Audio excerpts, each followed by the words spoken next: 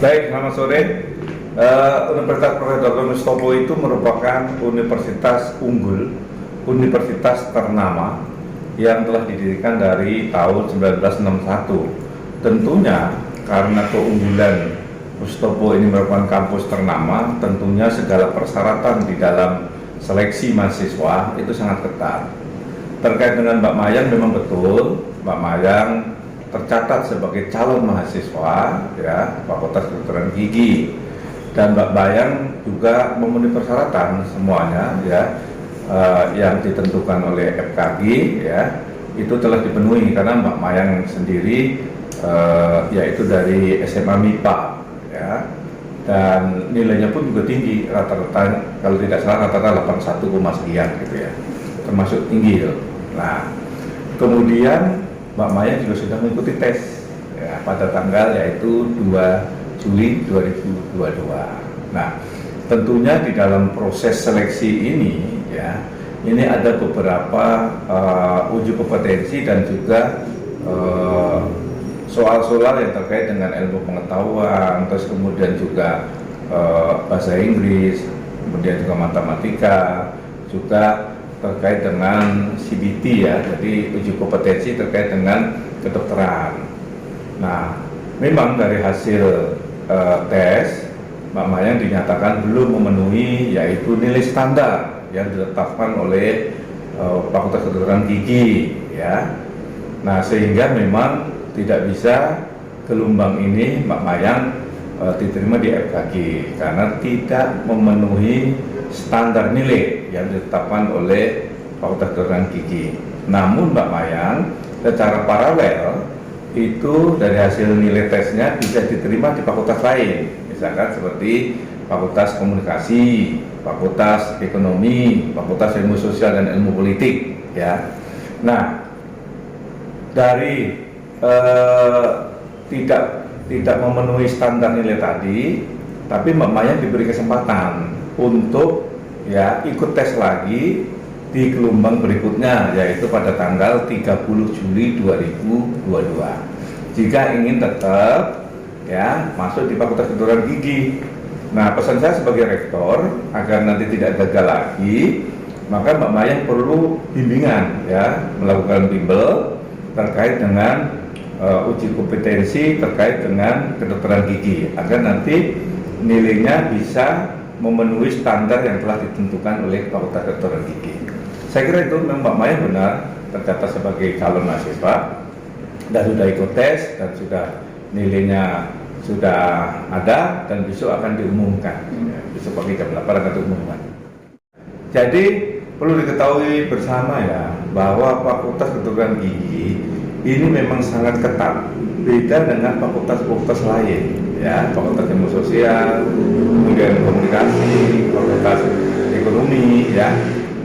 Ada sebuah kriteria dan standar yang memang ditetapkan oleh asosiasi ya, asosiasi pendidikan kesehatan ya. Jadi ada persyaratan khusus sehingga memang ada orang mengatakan sangat ketat ya. Kalau di FKG kita standar nilainya adalah 75. Nah, kalau di bawah itu ya tidak diterima.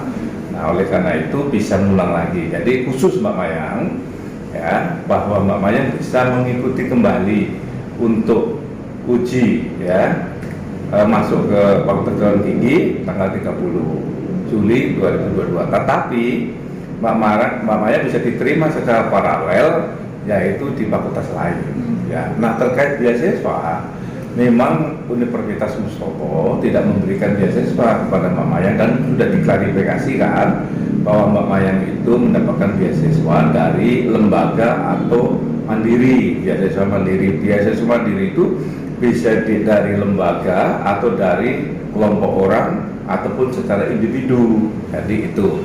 Jadi intinya Mustopo memang tidak memberikan beasiswa. Kan udah diklarifikasi kok, udah clear. Berikutnya gelombang ke-7 ya. Jadi nanti tanggal 30 Juli itu ada gelombang lagi. Nah, artinya bukan khusus untuk Mayang. Kita pendaftarannya terakhir nanti ya ada tanggal 30 Juli dan terakhir lagi ada 13 Agustus ya. Itu masih ada gelombang lagi. Tetapi kalau nanti sudah kotanya sudah sudah cukup, ya mungkin kita tidak membuka gelombang lagi, karena di FKG atau Fakultas Kedokteran Gigi itu mahasiswanya dibatasi oleh pemerintah, ya dalam hal ini Kementerian Kesehatan, ya. Nah, karena Mustopo ini merupakan universitas unggul dan Fakultas Kedokteran Gigi itu adalah akreditasinya unggul, dan juga Fakultas Kedokteran Gigi itu punya namanya rumah sakit umum yang buka 24 jam, ya. Saya ulangi ya, bahwa Fakultas Kedokteran Gigi atau Universitas Dr. Mustopo itu memiliki rumah sakit gigi dan mulut yang akreditasinya paripurna, nah, paling tinggi, ya, dan paling tinggi. Nah, sehingga memang tidak main-main cara kita proses seleksi mahasiswa, itu tidak main-main. Artinya kita tidak ada yang namanya intervensi, kita tidak ada titip menitip, kita tidak ada lagi backing-backingan. Anak saya pun kalau tidak memenuhi standar nilai yang telah ditetapkan nggak bisa diterima, gitu. Jadi, oh pasti nanti Mbak Mayan bisa gampang, nggak bisa, karena di dunia pendidikan khususnya kedokteran itu sangat ketat sekali. Kalau memang nggak lulus uji kompetensinya sesuai dengan persyaratan standar nilai yang telah ditetapkan, ya nggak akan diterima, ya. Dulu tahun yang kemarin ponakan saya sendiri, ya, itu nggak bisa, walaupun saya pejabat di sini, ternyata juga nggak bisa diterima, karena memang ini adalah sudah konsekuensi, ya, standar nilai yang telah ditetapkan. Jadi tidak bisa main-main ataupun bisa main mata ataupun titip menitip, karena tatkala nilai standarnya itu di bawah 75, ya nggak diterima, gitu. Bayangkan aja, kalau di bawah 75 itu kan berarti kan harus 76, ya kan, 75, sekian, ya kan.